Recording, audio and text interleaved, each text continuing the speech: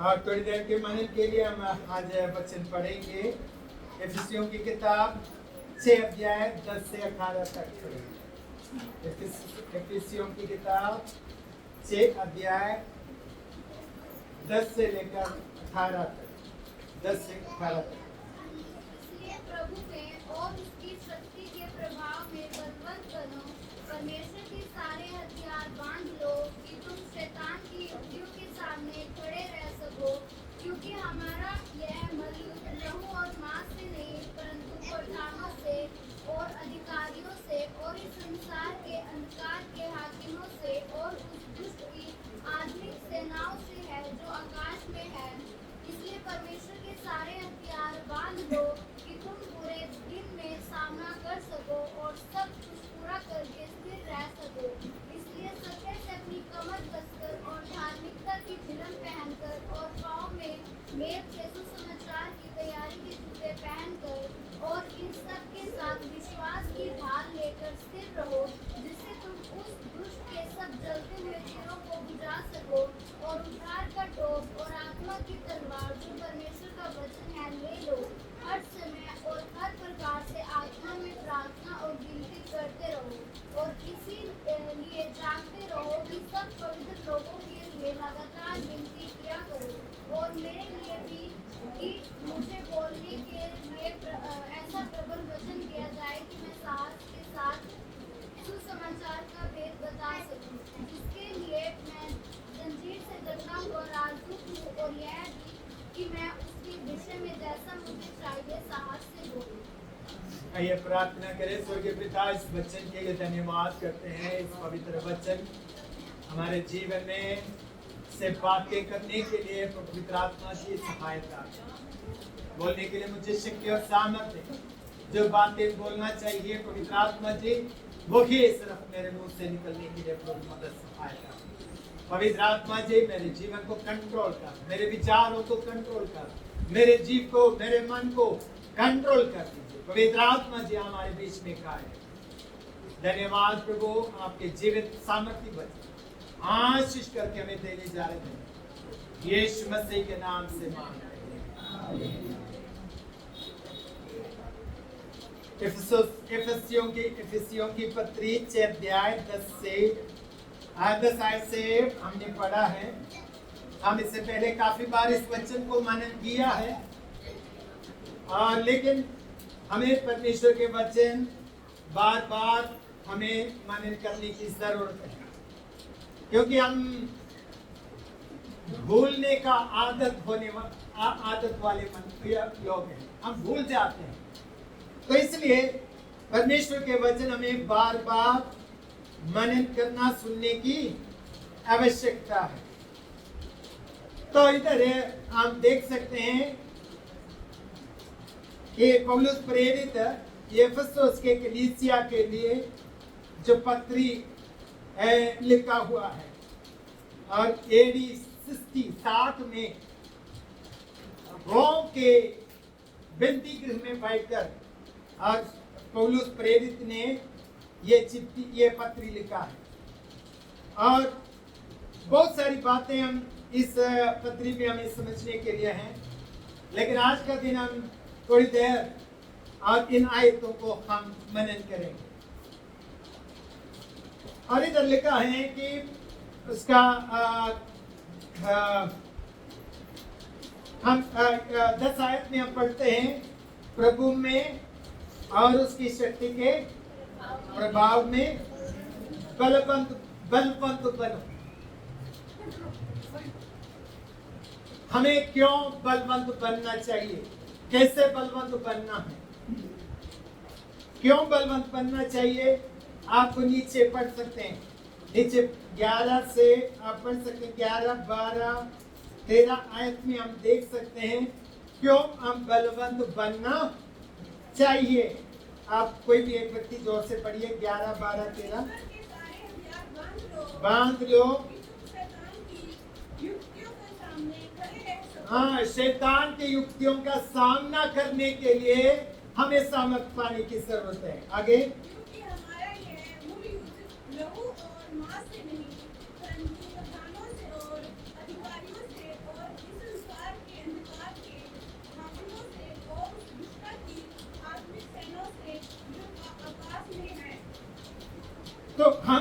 एक लड़ाई की मैदान में हैं। हमारी लड़ाई शारीरिक नहीं है, आत्मिक है। हमारी लड़ाई कैसे है? आत्मिक लड़ाई है।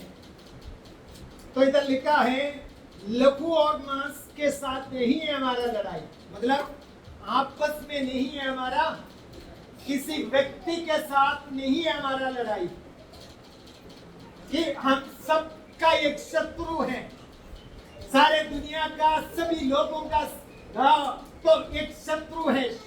वो शत्रु के बारे में इधर लिखा है, वो शत्रु कोई मनुष्य नहीं है, पड़ोसी नहीं है, आपको जो गाली देते हैं वो नहीं है आपका शत्रु, आपसे लड़ाई करते हैं वो नहीं है आपका शत्रु, आपके विरोध में काम करते हैं वो नहीं है आपका शत्रु।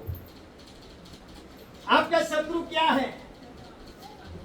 तो अंधकार की ताकतें करके लिखा है, शैतान की ताकतें हैं। हालेलुया।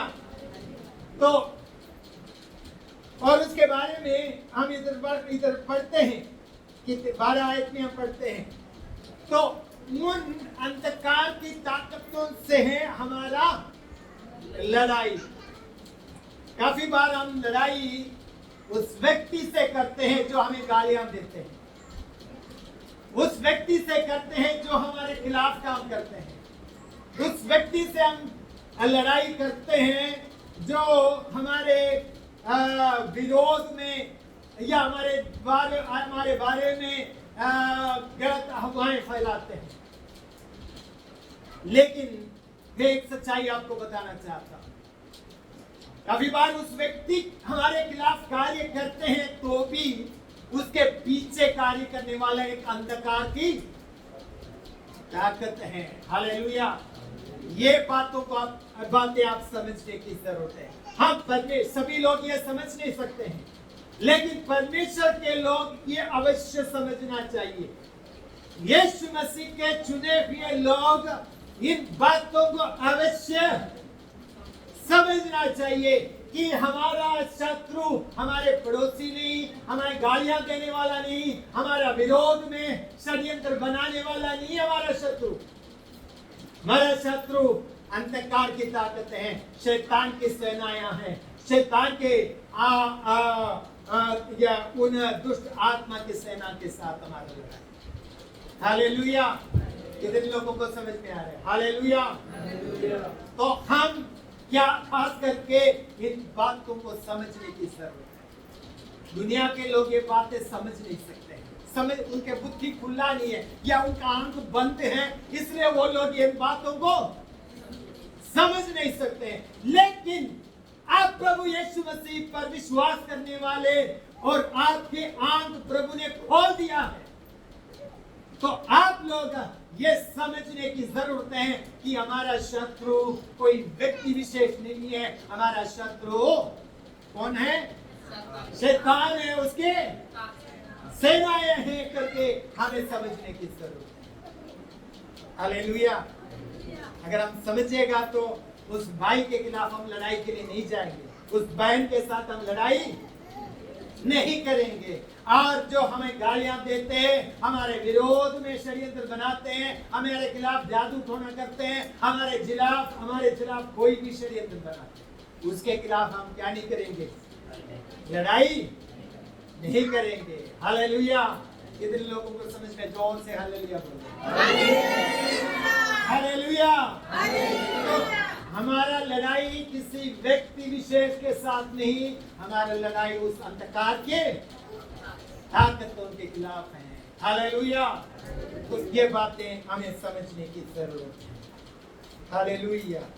तो हमें उस व्यक्ति के उस बात के पीछे कार्य करने वाले दुष्ट आत्मा को पहचानने की जरूरत है। एक बार और मैं आपको बताना चाहता हूँ, कुछ बीमारी जो है ऐसा होते हैं, कुछ बीमारियां ऐसे होते हैं और उसके पीछे कार्य करने वाले गंदी आत्मा होते हैं।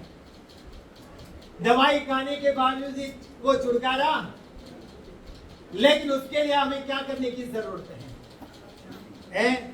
यीशु मसीह ने कहा उपवास और प्रार्थना के बिना ये नहीं हटेगी। हमें पहले समझना है इसके पीछे कार्य करने वाला दुष्ट है, आत्मा है करके हमें समझना है और उस दुष्ट आत्मा के खिलाफ हमें लड़ना है। हालेलुया। तब वो भाग जाएंगे आपके शरीर को छोड़कर। हालेलुया। याद रखना कि आपके शरीर में कुछ ऐसे बीमारी जो शैतान लेके आते हैं, आप दवाई खाने से छुटकारा मुश्किल से मिलते हैं, लेकिन प्रार्थना और उपवास के द्वारा वो उसके पीछे कार्य करने वाले दुष्ट गंदी आत्मा निकल जाएगी। हालेलुया। तो यीशु मसीह ने भी कहा है कि उपवास और प्रार्थना के बिना ये जाति। हालेलुया। हमारी आंखें खोलना चाहिए उस पीछे कार्य करने वाले दुष्ट आत्मा को पहचानने के लिए। हालेलुया। और उसके पीछे कार्य करने वाले उन दुष्ट आत्मा के कार्य को समझने के लिए हमारे आंखें खुल जाए। हालेलुया। और अगर हम खुल जाएंगे तो अब से लेकर उसके बाद हम किसी व्यक्ति के साथ हम लड़ाई के लिए नहीं जाएंगे, उसके खिलाफ हम कुछ कार्रवाई करने के लिए नहीं जाएंगे, तो हम और उसके पीछे कार्य करने वाले गंदी आत्मा के साथ हम लड़ेंगे। हालेलुया। क्योंकि हमारा लड़ाई आत्मिक है। हालेलुया। शारीरिक नहीं।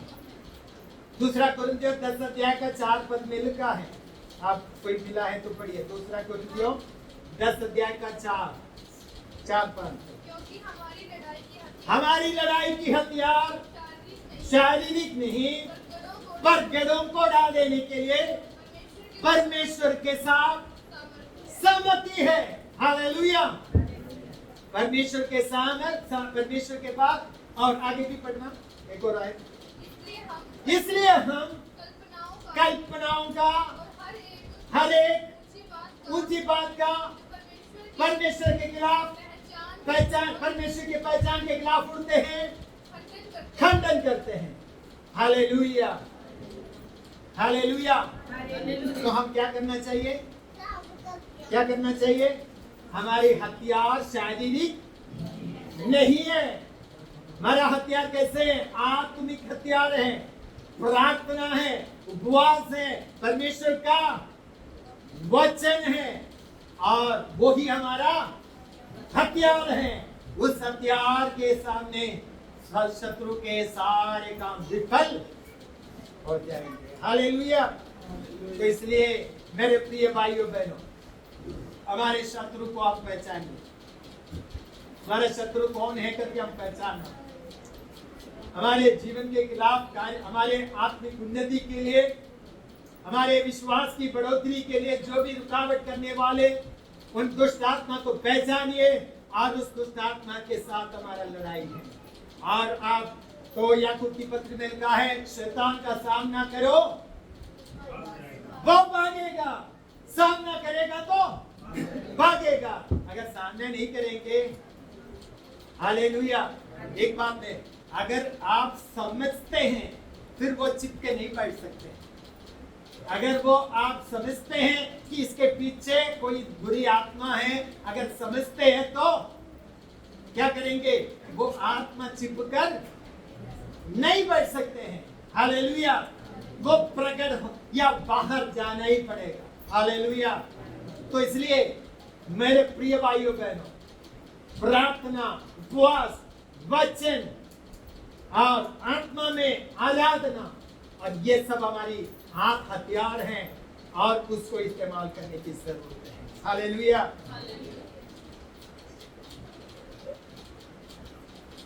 हमारे जीव ये याद रखना कि हमें भी शैतान यूज कर सकते हैं, हमारे अंदर भी काम कर सकते हैं। हम सोचते हैं हम तो हम प्रभु के लोग हैं, हमारे जीवन में नहीं आएंगे, लेकिन हमारे जीवन में भी शैतान कार्य कर सकते हैं।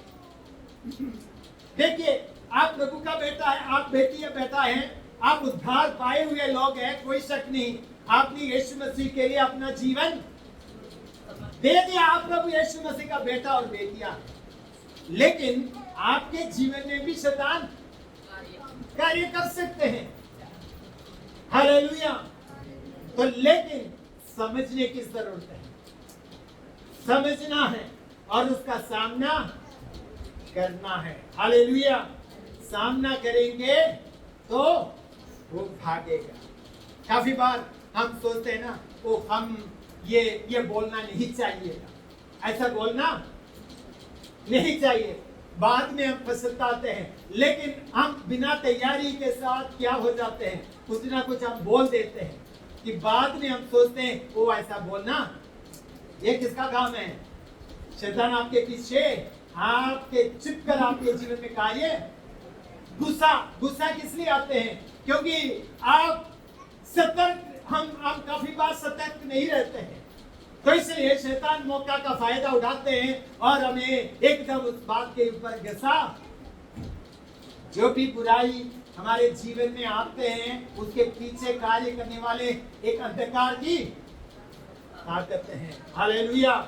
हम उसको सामना करने की जरूरत है। इसलिए पौलुस प्रेरित ये किसी अन्य विश्वासियों के लिए नहीं, अविश्वासी के लिए नहीं कहा है, ये विश्वासी के लिए कह रहा है। ये जो वचन लिखा किसके लिए लिखा है? विश्वासी के लिए लिखा है। विश्वासियों को सतर्क कर रहा है कि तुम्हारे एक शत्रु है, उसको पहचानना है, उस अंधकार की ताकतों को तुम्हें पहचानने की जरूरत है। हालेलुया। और अगर पहचाने के नहीं तो छिपकर बैठने की कोशिश करेंगे, लेकिन हम तो उद्धार पाए हैं, लेकिन हमारे जीवन को वो नष्ट नहीं कर सकते, लेकिन हमारे विश्वास को कमजोर करने के लिए वो कोशिश करेंगे, हमारे मन को तोड़ने के लिए काम करेंगे, उदास होने के लिए वो काम कर सकते हैं, निराशा में डालने के लिए शैतान काम कर सकते हैं। तो इसलिए हमें क्या करना है? हमें सतर्क रहना है। 10 आयत में हम देखते हैं, इसलिए प्रभु की दास कह रहे हैं कि प्रभु में और उसकी शक्ति के प्रभाव में बलवंत बनो। हालेलुया। तो हमें क्या करने की जरूरत है? हाँ, हमें प्रभु में उसकी शक्ति में बलवंत, हम अपनी शक्ति इस्तेमाल करने के लिए नहीं कह रहे हैं, अपने शक्ति इस्तेमाल करने के लिए प्रभु के दास नहीं, किसके सामर्थ को इस्तेमाल करना है? प्रभु के सामर्थ को इस्तेमाल करना। हालेलुया। प्रभु के सामर्थ को इस्तेमाल, हालेलुया, उसके लिए प्रभु के सामर्थ को हम पाना है, प्रभु के सामर्थ को पाना है। वचन, प्रार्थना, उपवास, आत्मा में प्रार्थना और अन्य भाषा में प्रार्थना और आत्मा में चलते हुए हमें प्रभु की सामर्थ को हमें क्या करना है? प्राप्त करना है। हालेलुया। प्रभु में और उसकी शक्ति के प्रभाव में, प्रभु में और उसकी शक्ति के प्रभाव में बलवंत बनना है। हालेलुया। तो हमें बलवंत बनना है। प्रभु में किस में बलवंत बनना है? प्रभु में बलवंत बनना है।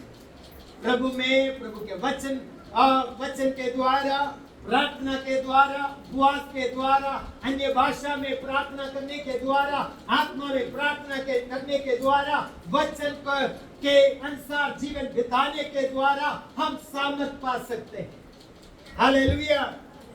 तो हमें प्रभु में और उसकी शक्ति के प्रभाव में बलवंत बनना है। हालेलुया। जीवन में अलग प्रकार के समस्या शत्रु लेके आए, जब हम सामर्थ पाएंगे उसका सामना करने के लिए प्रभु में शक्ति और सामर्थ देगा। हालेलुया। काफी लोग अब पीछे क्यों हट जाते हैं? क्यों जाते हैं?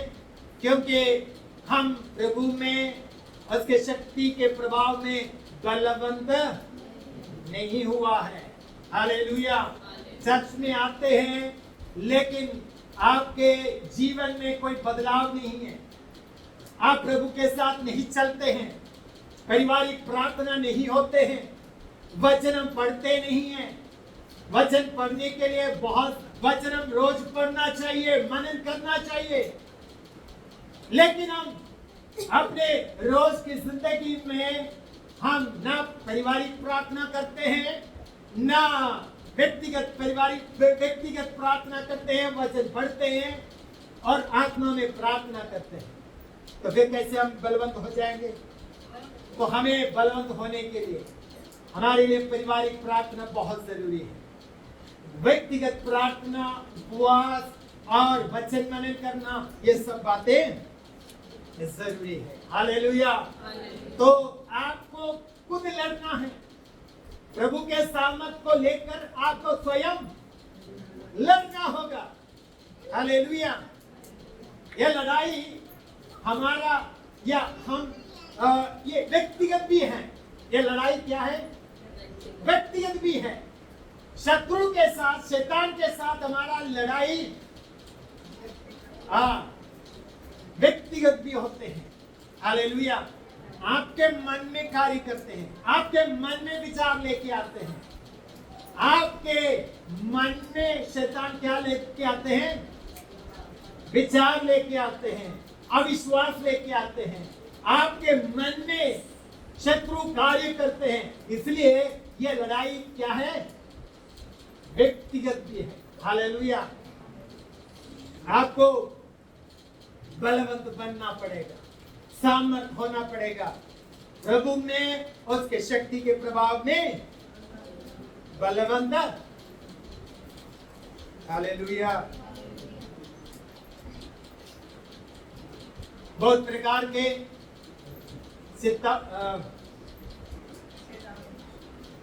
बहुत प्रकार के सामना करना पड़ता है। क्या अच्छा है? हाँ, प्रलोभन भी, ऐसे ऐसी बहुत सारी बातें हमें सामना करना पड़ते हैं। लेकिन अगर सामर्थ नहीं है, हम काफी बार उसमें गिर जाते हैं। हमें सामर्थ पाने की जरूरत है। हालेलुया। हालेलुया। तो दो बातें मैंने आपको बताया। एक तो हमारी ये लड़ाई आत्मिक है, दूसरा है हमें प्रभु में सामर्थ पाना है। हालेलुया। और फिर आगे हम देख सकते हैं उसका 13 से लेकर आप पढ़ेंगे, आप पढ़ते समय आपको पता चलेगा कि हमारे रक्षा के लिए परमेश्वर ने बहुत कुछ देख रखा है। तो वो क्या क्या है करके इधर लिखा है। आप 14 आयत का पहला आयत पर 14 आयत का पढ़ना। 14 आयत। हाँ, पहला आयत क्या है? पहला शब्द क्या है? सत्य से अपने कमर को। ये शत्रु का सामना करने के लिए पहली बात क्या करना है? सत्य से अपने कमर को कसना है। सत्य पहला हमारे सुरक्षा का कवच क्या है? सत्य है। सत्य ये बेल्ट है करके बताया है। तो वो बेल्ट है।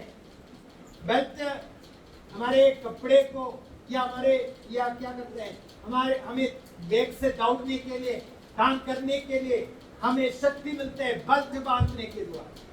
हालेलुया। तो सत्य है वो बल्ट। हमें सीधा खड़ा करने वाला बल्ट क्या है? सत्य है। सत्य के द्वारा अपने कमर को, क्या है सत्य? सत्य क्या है? परमेश्वर का वचन, यीशु मसीह सत्य है। और हमने सत्य को, गलातियों की पत्री 3 का 29 पढ़ना। गलातियों 3 का 29।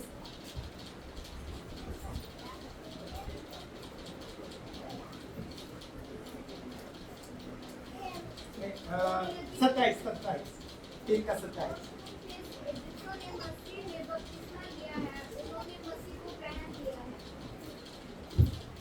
क्या लिखा है जोर से? और तुम में से जितनों ने मसीह में बपतिस्मा हाँ प्रभु यीशु मसीह का बपतिस्मा लिया है, उसने मसीह को क्या कर लिया? पहन लिया है। उन्होंने मसीह को क्या कर लिया? पहन लिया है। हालेलुया। किसने मसीह को पहन लिया? हाँ, जिसने, हाँ हालेलुया, हम मसीह को पहन लिया है। क्या आपने मसीह को पहन लिया है? आपने मसीह को पहन लिया है? हालेलुया। तो आप मसीह को पहना हुआ है। हालेलुया। वो सत्य है। सत्य के द्वारा सत्य को हमने क्या कर दिया? पहन लिया है। सत्य हमें क्या कर देता है? हमें सीधा खड़ा कर देता है, हमें स्वतंत्र करते हैं और हमें सीधा। हालेलुया। ये बातें आपको समझ के आ रही कि नहीं आ रही? हालेलुया। सत्य हमें क्या करेगा? सीधा। अगर कोई बच्चे अगर कोई गलत काम करके माँ बाप के सामने क्या नहीं कर सकते? सीधा खड़ा नहीं हो सकते हैं। और इसी प्रकार जो सत्य है हमें सीधा, हम अपने आप को जांचना है, क्या हमारे अंदर सत्य है? हमने यीशु मसीह को उसको पहन लिया, लेकिन क्या सच्चाई हमारे जीवन के अंदर है? हम अपने आप को, क्या हम सत्य बोलने वाले हैं? हम झूठ बोलने वाले या सत्य बोलने वाले हैं? क्या हमारे अंदर सच्चाई है या कपटता है? प्रभु, हम चर्च में जाते हैं, प्रार्थना करते हैं, सब कुछ करते हैं, लेकिन हृदय के अंदर क्या वो सच्चाई हृदय के अंदर से आते हैं? जहां आप काम करते हैं, क्या आप विश्वास योग्यता के साथ काम करते हैं? जो भी काम करते हैं आप विश्वास योग्यता के साथ करते हैं?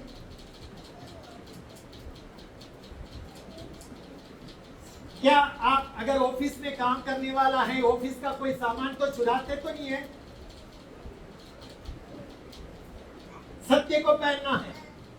हालेलुया। अगर कोई नौकरी करने वाला, कुछ लोग आते हैं रिश्वत लेने वाला, क्या हम रिश्वत लेने वाला है? हम परमेश्वर के लोग सच्चाई में जीवन बिताना है। अगर हमें काम विश्वास योग्यता के साथ करना है, अन्य जाति के लोग करते हैं उसी प्रकार हम हेरा फेरी से काम नहीं कर सकते हैं। परमेश्वर हमारे हृदय को जांचता है, हमारे अंदर सच्चाई सत्य को ढूंढता है, हमारे अंदर सत्य को ढूंढता है। हालेलुया। हम काम लेते हैं, क्या अगर हम कोई काम करते हैं तो वो काम करने के लिए सही माल इस्तेमाल करते हैं, सही चीज इस्तेमाल करते हैं। हम सारे बातों को देखना है। हम अलग किया हुआ लोग हैं, हम यीशु मसीह के लिए अलग किया हुआ लोग हैं। हमारा पहचान, हमारे जीवन अलग होना चाहिए। सत्य हमारे अंदर, अगर सत्य हमारे अंदर नहीं है तो परमेश्वर हमें हमारे अंदर, हमारे जीवन में कुछ भी कार्य नहीं कर सकते। हमें सत्य के लिए जीने के लिए अपने जीवन को समर्पित करना है। हाँ, चाहे हमारे जीवन में नुकसान भी हो जाए, हम सत्य के लिए खड़े होना है, सत्य के साथ खड़े होना है। क्या हम नुकसान भी उड़ाना पड़े, परमेश्वर देख रहा है, परमेश्वर उसके लिए प्रतिफल देगा। हम सत्य के लिए खड़ा होना है। इस तरह बहुत सारी बातें बोलने के लिए, तो हम अपने आप को जांचना है, क्या जो मैं ये कर रहा हूं ये सच्चाई है इसके अंदर? ये काम में मैं जो कर रहा हूं सच्चाई है? क्या मेरे अंदर सच्चाई है? क्या मैं प्रभु यीशु मसीह के बेटा बेटी होने के नाते क्या प्रभु यीशु मसीह के उस वचन के अनुसार हम जीवन बिताते हैं? सत्य हम हमारे अंदर है करके हम अपने आप को, झूठ का एक दिन पर्दाफाश हो जाएगा। झूठ का एक दिन पर्दाफाश हो जाएंगे। हालेलुया। एक दिन पकड़ा जाएगा। हालेलुया। इसलिए आज से हमें क्या करना है? सत्य को पहनकर जीवन, सच्चाई हमारे अंदर का मोहर होना चाहिए। सच्चाई हमारे जीवन का मोहर होना चाहिए। अगर पिछले दिनों में ऐसा नहीं हुआ है, पश्चाताप करें, प्रभु मेरे जीवन में काफी बार ऐसा गलती हुआ है, प्रभु क्षमा कर, आगे में सच्चाई के साथ में जीवन बिताने के लिए प्रभु मेरे जीवन को आपके हाथों में देता हूं। प्रार्थना करें, निश्चय परमेश्वर हमें शक्ति और सामर्थ्य देगा। हालेलुया। दूसरी बात इधर हम देख सकते हैं, धार्मिकता का झिलम। धार्मिकता का क्या है? बोलिए धार्मिकता का, बोलिए धार्मिकता का झिलम। धार्मिकता का झिलम मुझे पहनना है। सत्य से अपने मेरे कमर को कसना है। धार्मिकता का झिलम पहनना है। हालेलुया। ये हमें सुरक्षा देता है। सुरक्षा देने वाला दूसरी बात है,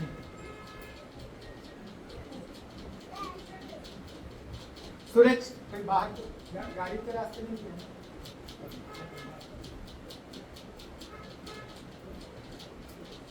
इधर लिखा है कि धार्मिकता का झिलम।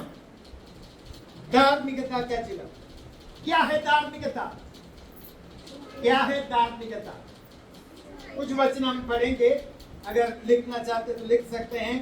पहला वचन धार्मिकता के लिए नीति वचन 3 का 5 और 6 में पढ़िए कोई। नीति वचन 3 का 5 और 6।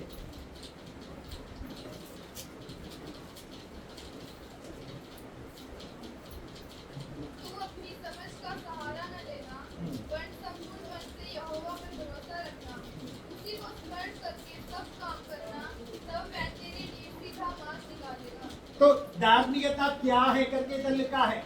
क्या है धार्मिकता? हाँ, अपने समझ का सहारा ना लेकर परमेश्वर पर संपूर्ण मन से भरोसा रखना धार्मिकता। हाँ जी, समझ में आ रहे? धार्मिकता क्या है? धार्मिकता क्या है? सिर्फ एक बात बता रहा। क्या है धार्मिकता? अपनी समझ का सहारा ना लेते हुए परमेश्वर के इच्छा पर संपूर्ण भरोसा रखना परमेश्वर की उपस्थिति में धार्मिकता है। क्या कितने लोगों को समझ में आया? क्या समझ, आप क्या समझ में आया आपको? आज भजन संहिता से भी हमने सुना कि हवा जिधर ले जाते हैं वहां हमें जाना पड़ता है। यानी कि पवित्र आत्मा जहां लेके जाते हैं हमें जाना पड़ते हैं। वही है धार्मिकता। हालेलुया। एक बात, धार्मिकता आप अपनी इच्छा को तोड़कर परमेश्वर की इच्छा को पूरा करना परमेश्वर की उपस्थिति में धार्मिकता है। और दूसरी बात हम पढ़ेंगे, व्यवस्था विवरण 6 अध्याय 24-25 पढ़ना। व्यवस्था विवरण 6 अध्याय 24-25। व्यवस्था विवरण 6। और यहोवा ने हमें ये सब विधियां पालन करने की आज्ञा दी, इसलिए कि हम अपने परमेश्वर यहोवा का भय मानें और इस रीति सदैव हमारा भला हो और वह हमको जीवित रखे जैसा कि आज के दिन है। और यदि हम अपने परमेश्वर यहोवा की दृष्टि में उसकी आज्ञा के अनुसार इन सारे नियमों के मानने की चौकसी करें तो इधर लिखा है ये हमारे लिए धार्मिकता धार्मिकता ठहरेगा। क्या धार्मिकता ठहरेगा? कि हम अपने परमेश्वर के विधियों को यानी कि परमेश्वर के बातों को मानेगा तो ये परमेश्वर की उपस्थिति में धार्मिकता है। क्या है धार्मिकता? परमेश्वर के बातों को मानना धार्मिकता है। और आगे हम देखते हैं और नीति वचन 21 का 21 पढ़ना, एक व्यक्ति 12 का 22 पढ़ना नीति वचन, एक व्यक्ति 21 का 21 पढ़ना, एक व्यक्ति 12 का 22। यहोवा को घृणा आती है, परंतु जो विश्वास से काम करते हैं उससे वह प्रसन्न होता है। तो विश्वास करना धार्मिकता है, विश्वास में चलना धार्मिकता है करके लिखा है। 12 का 22, 21 का 21। हाँ, तो विश्वास के साथ चलना, ये दोनों आयत में हम देख सकते हैं, विश्वास के साथ चलना धार्मिकता है। हाँ, जो धर्म और कृपा का पीछा करता है वह जीवन, धर्म और महिमा भी पाता है। हाँ, तो हमें आज जो लोग हम जो इधर हम देख सकते हैं कि हम जो दुखी लोगों को या उसका आश्वासन देते हैं, जो गरीब लोगों को मदद करते हैं, वो धार्मिकता है करके लिखा है। और ये मीखा 6 का 8 भी पढ़ना, मीखा 6 का 8, मीखा 6 का 8। हे मनुष्य, वह तुझे बता चुका है कि अच्छा क्या है, और यहोवा तुझसे इसे छोड़ और क्या चाहता है कि तू न्याय से काम करे और कृपा से प्रीति रखे और अपने परमेश्वर के साथ नम्रता से चले। तो इधर एक और शब्द लिखा है नम्रता। या धार्मिकता के लिए नम्रता बहुत जरूरी है करके लिखा है। धार्मिकता के लिए क्या जरूरी है? नम्र जीवन। अपने आप को क्या करना है? नम्र करना है, ठीक करना है। हालेलुया। पलटा देने के अवसर है तो भी पलटा ना देना नम्रता है। हालेलुया। पलटा देने का सामर्थ्य आपके पास है लेकिन आप पलटा नहीं देते तो नम्रता है। हालेलुया। तो धार्मिक जीवन के लिए नम्रता जरूरी है। मैं इस तरह बहुत सारी बातें हैं और एक और वचन पढ़ेंगे। गलातियों की पत्री 6 का 9 में क्या लिखा है? गलातियों 6 का 9। भले काम करना धार्मिकता है। भले काम करना, भले काम करने के लिए परमेश्वर ने बुलाया है। तो हम धार्मिक व्यक्ति बनना चाहते हैं तो हम भले काम करना चाहिए। हालेलुया। तो बहुत सारी बातें मैं इधर बात करना चाहता हूँ। दूसरी बात क्या है? धार्मिकता का जिलम। पहली बात क्या है? सत्य से अपनी कमर को कसना है। धार्मिकता का जिलम पहनना है। हालेलुया। और भी बहुत सारी बातें हैं। एक धार्मिक व्यक्ति दूसरों को माफ करते हैं। धार्मिक व्यक्ति दूसरों को माफ करते हैं। अगर माफ नहीं करते तो आप धार्मिक नहीं है। धार्मिक व्यक्ति दूसरों को क्या करते हैं? माफ करते हैं। हालेलुया। मैं इधर बंद करना चाहता हूँ। अगले बात फिर बाद में आगे की बातों को बताएंगे। और मैं कुछ बातें आपके सामने रखा है। तो प्रभु में और उसकी शक्ति के प्रभाव में बलवंत बनो। क्यों हमें बलवंत बनना चाहिए? क्योंकि हम एक आत्मिक युद्ध में हैं, लड़ाई में हैं। हमारा लड़ाई शारीरिक नहीं, आत्मिक युद्ध है। और हमारे शत्रु कौन है? शैतान और उसका सेना है। उसको हम दिखाई नहीं देते, उसको हम देख नहीं सकते हैं, लेकिन हम आत्मा में उसको उसके ऊपर जय प्राप्त कर सकते हैं। और उसके लिए हमें क्या करना है? प्रभु में और उसकी शक्ति के प्रभाव में बलवंत बनना है। हालेलुया। डेली हम सामर्थ पाने की जरूरत है। एक मोबाइल अगर यूज करना है तो डेली क्या करना होगा? इसको चार्जिंग में लगाना होता है। अगर चार्जिंग में नहीं लगाएगा तो इसका शक्ति खत्म होते जाएंगे, आखिर में डेड हो जाएंगे। हालेलुया। मेरे प्रिय भाइयों बहनों, मैं आपसे कहना चाहता हूं प्रभु की आत्मा में होकर कि हमें प्रभु में और उसकी शक्ति के प्रभाव में क्या होना चाहिए? बलवंत। और उसके लिए क्या करना है? हमें पारिवारिक प्रार्थना करना है। घर के अंदर पारिवारिक प्रार्थना होना चाहिए। क्या आपके घर के अंदर पारिवारिक प्रार्थना है? बच्चों समेत आपके घर के अंदर एक समय में आप बैठकर गीत गाओ, आराधना करो, तालियां बजाओ, परमेश्वर की आराधना करो और वचन पढ़ो, प्रार्थना करो। प्रभु के हाथों में अपने जीवन को, पूरे परिवार को समर्पित करो। अपने काम को प्रभु के हाथों में समर्पित करो। अपने पशुओं को समर्पित करो। अपने खेती बाड़ी को, नौकरी को, सब कुछ प्रभु के हाथ में समर्पित करो। और करके हमें पारिवारिक प्रार्थना करना है। हालेलुया। आप प्रभु में सामर्थ पाना है तो आप पारिवारिक प्रार्थना हर दिन, अगर आपके घर के अंदर पारिवारिक प्रार्थना नहीं है तो आज से आप पारिवारिक प्रार्थना करना शुरू करें, तो प्रभु आपके परिवार के अंदर बहुत कुछ करेगा। हालेलुया। जब आप गीत गाते हैं, परमेश्वर के वचन पढ़ते हैं, आपके घर के अंदर छिपा हुआ अंधकार की ताकत भी बाहर। हालेलुया। तो इसलिए पारिवारिक प्रार्थना बहुत जरूरी है। हालेलुया। और व्यक्तिगत प्रार्थना, लड़ाई व्यक्तिगत भी है, व्यक्तिगत है। आपके मन में अटैक करते हैं, आपके विचारों में अटैक करते हैं, आपके शत्रु आपके मन में कार्य करते हैं। तो इसलिए हमें बलवंत बनना है। हालेलुया।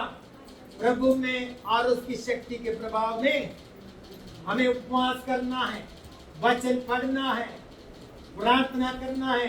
अगर आप अन्य भाषा में आराधना प्रार्थना कर सकते हैं तो आप अन्य भाषा में आराधना प्रार्थना करें। हालेलुया। पवित्र आत्मा के सामर्थ को डेली भरने के लिए प्रभु के हाथों में अपने जीवन को समर्पित करें। अपने मन को शुद्ध करें। अपने मन को डेली शुद्ध करने के लिए प्रभु के हाथों में समर्पित करें, तो प्रभु अपनी आत्मा से हमें भर देगा। हालेलुया। और आगे हमने देखा कि हमारे लिए कुछ सुरक्षा कवच है। सुरक्षा के लिए क्या है? पहली बात, सत्य से अपनी कमर को हम अपने आप को जांचना है। मेरे अंदर सच्चाई है या दिखावा के लिए कुछ आप करते हैं? क्या हम दिखावा करते हैं तो हमारे अंदर खोखला है, कुछ भी नहीं है। हम बाहर कुछ करते हैं, अंदर कुछ और है। हम वो लोग सामर्थ नहीं पाएंगे। अंदर अगर खोखला है, सामर्थ नहीं पाएंगे। हृदय की सच्चाई प्रभु चाहते हैं और हृदय की सच्चाई के लिए हम अपने जीवन को समर्पित करते हैं। हालेलुया। जीवन में सच्चाई होना चाहिए। दूसरी दो बातें मैंने बताया, और भी काफी बातें इधर लिखा है, लेकिन फिर मैं काफी अगले बात बताऊंगा। और धार्मिकता का जिलम पहना। हालेलुया। धार्मिकता का जिलम, परमेश्वर की इच्छा पर चलना धार्मिकता है। अपनी इच्छा पर चलना नहीं, परमेश्वर की इच्छा को समझकर परमेश्वर की इच्छा पर चलना धार्मिकता है। नम्र करना, नम्र बनाना, नम्र होना धार्मिकता है। हालेलुया। आपके पास सामर्थ होगा पलटा करने के लिए, लेकिन ना करना धार्मिकता है। हालेलुया। फलता सोचना, फलता करना, ये धार्मिक काम नहीं है। और उस फलते के हथियार को हम नीचे रखकर अपने आप को दीन हो जाए, वही धार्मिकता है। परमेश्वर की बातों को जो वचन हमें सिखाते हैं उसके अनुसार चलना धार्मिकता है। और जो लोग जरूरतमंद है उसको रोटी खिलाना, उसकी जरूरतों को मदद कर, जरूरत के लिए मदद करना, उसको हौसला देना, उसको उसकी अवस्था पर, उसके जरूरत पर उसको मदद करना धार्मिकता है। हालेलुया। मैं पिछले बार एक पास्टर का गवाही सुन रहा था, तो उस पास्टर के केरला में है वो पास्टर, और उस पास्टर को वो गवाही बता के मैं बात कर रहा हूँ। उस पास्टर प्रभु के या नौकरी करता था विदेश में, एक गल्फ में, वो अच्छा नौकरी में था, नौकरी मिला हुआ था, लेकिन ज्यादा वो नौकरी नहीं कर पाया। आज जब नौकरी में बैठते समय उसको प्रभु की आवाज आया कि तुम मेरे सेवकाई करो, मेरा काम, मेरा प्रभु का मेरा काम। और उसने कहा प्रभु मेरे पास 3 बच्चे हैं, मेरे पास इतना 3 बेटियां हैं, 3 बेटे नहीं है, 3 बेटियां हैं, और प्रभु मेरे पास मैं कैसे निकल सकता, मेरे पास कुछ भी नहीं है, मेरे पास पैसा नहीं है, मैं इन बेटियों को कैसे शादी करूं, इनको कैसे पढ़ाऊंगा। काफी सवाल उनके मन में आया, और प्रभु ने बार बार उनको कहा तुम मेरे सेवकाई के लिए निकलो। परिवार समेत वो विदेश में था, लेकिन सबसे पहले उसने उसकी पत्नी को, बच्चों को घर में भेज दिया, और नौकरी से जल्दी वो रिजाइन लेकर वापस नहीं आ सकता था, और वो कंपनी का नियम के अनुसार 1 साल उधर रहना पड़ा। 1 साल के बाद वो नौकरी से छोड़कर कहां चले आया, केरला में वापस आया। उनके पास कोई चारा नहीं, उनके पास कोई पैसा, इतना पैसा नहीं है, 3 बेटियां हैं, बेटा नहीं है, इनका पढ़ाना है, शादियां करवाना है, और उसके लिए कोई पैसा उनके पास नहीं। और उसने वो सेवकाई करना शुरू किया। सेवकाई करते करते करते समय उसने एक काम करता था, उसने अपनी गवाही में बताया, मेरा आदत ये था कि मैं क्या करता था, मेरे पास अगर पैसा थोड़ा सा है तो भी मैं सबसे पहले मेरे पड़ोस में अगर कोई गरीब है उसके लिए भी कुछ चीज लेके उनको देता, और जो लोग जरूरत है उनके लिए मेरे जितना हो सकते हैं उसके अनुसार, मैं अपने घर के लिए जो सामान लेते हैं उसके अनुसार मैं क्या करता था, वो क्या करता था, जो गरीब लोगों को उसको क्या करता था, उसको कुछ कार्य करता था। बहुत कुछ नहीं करता था, उनके जितना उसका कर सकता था उतना उसने किया।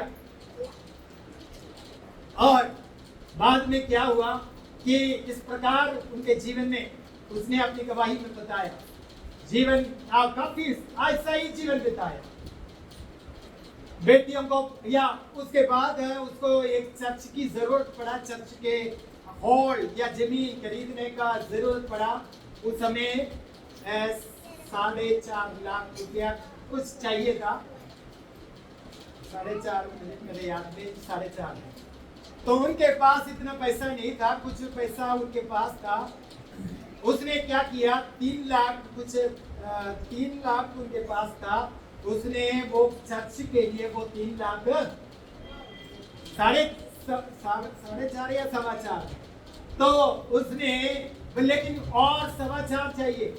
वो जमीन वालों को कहा था या वो बना के या बिल्डिंग बना के देंगे, या ये बिल्डिंग बनाने के लिए 4.25 लाख रुपया था, हॉल बनाने के लिए। तो उसने वो कॉन्ट्रैक्टर को दे दिया पैसा में, या उसने एग्रीमेंट किया, उसको कहा कि मैं 3.25 लाख रुपए, 3.5 लाख रुपया मेरे पास है, लेकिन 2.25 लाख में बाद में दे दूंगा करके उसको बोला। लेकिन ठेकेदार ने जब काम खत्म करने के बाद कहा कि मेरा 1.25 लाख भी वापस, लेकिन इसके पास, लेकिन ये था उनके पास उनके बेटी के पढ़ाई के लिए 1.25 लाख उसने अलग करके रखा था। बेटी को एक कहीं दूसरे देश में नर्सिंग, बीएससी नर्सिंग पढ़ाने के लिए रखा हुआ पैसा था। वो पैसा अब क्या करेंगे, ठेकेदार मांग रहे, अभी मांग रहे। उसने क्या किया, बेटी को कहा कि तुम नर्सिंग में मत जाओ और इधर ही एडमिशन करेंगे, कुछ ना कुछ पढ़ाई करेंगे करके बोलकर बेटी को बताया। बेटी ने भी मान लिया, मैं नहीं जाऊंगा, पापा आप जैसे मर्जी करना चाहते करो। और वो पैसा भी क्या किया, वो ठेकेदार के हाथ में दे दिया। अब इनके पास पैसा तो कुछ नहीं है, तो पढ़ाई के लिए इसके बेटी को बायोटेक्नोलॉजी का पढ़ाई उस जगह में एक कॉलेज में एडमिशन किया है करके, नर्सिंग में नहीं किया, ऐसा किया। लेकिन हम संक्षिप्त में बताना चाहता हूँ, बाद में ये बेटी जो है, अब जो है ये बेटी अमेरिका में एक बहुत बड़ा कंपनी का क्या है, चीफ है करके वो पास्टर ने या गवाही में बताया। उसने क्या किया, अपने जीवन में जो कुछ किया उसने अपने गरीबों को मदद करने के लिए इस्तेमाल, जो कुछ कर सकता था उसने ऐसा किया। और वो जो जरूरतमंद लोगों के लिए क्या करता था, मदद करता था, अपना दशमांश देता था, चर्च में डालता था चर्च में, लेकिन उसके अलावा क्या करता था, गरीबों को भी मदद करता था। लेकिन अब परमेश्वर ने उस परिवार को बहुत ऊंचा किया, उन्नति किया, आदर किया, बेटियों का शादी करने के लिए, और प्रभु ने उनके सारे इंतजाम किया, उनको अच्छे पोजीशन में प्रभु ने उनको लेके आया।